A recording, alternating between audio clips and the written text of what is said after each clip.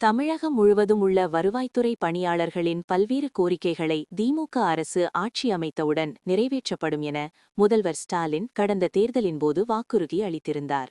இதனையடுத்து கடந்த 5 ஆண்டுகளில் வருவாய்த்துறையினர் பல கட்டங்களாக வருவாய்த்துறை பணியாளர்களுக்கு கொடுத்த வாக்குறுதியை நிறைவேற்றுமாறு அனைத்து மாவட்ட ஆட்சியர் அலுவலகம் முன்பு போராட்டங்களை நடத்தி வந்தனர். ஆனால் திமுக அரசு எந்தவொரு போராட்டங்களுக்கும் செவிசாய்க்காமல் வருவாய்த்துறையினரை புறக்கணித்து வந்ததால் கடந்த 9 நகராக வருவாய்த்துறை சங்கங்களின் கூட்டமைப்பினர் அலுவலகம் செல்லாமல் மாவட்ட ஆட்சியர் அலுவலகம் முன்பு காலவரையற்ற போராட்டத்தில் ஈடுபட்டு வந்தனர். இந்த நிலையில் இன்று திருப்பத்தூர் வட்டாட்சியர் அலுவலகம் முன்பு திருப்பத்தூரிலிருந்து கிருஷ்ணகிரி செல்லும் மெயின் ரோட்டில் 200க்கும் மேற்பட்டோர் திமுக அரசுக்கு எதிராக கோஷம் எழுப்பி சாலை மறியலில் ஈடுபட்டனர். அப்போது காவல்துறையினர் சாலை மறியலில் ஈடுபட்டவர்களை கைது செய்து தனியார் மண்டபத்தில் அடைத்தனர்.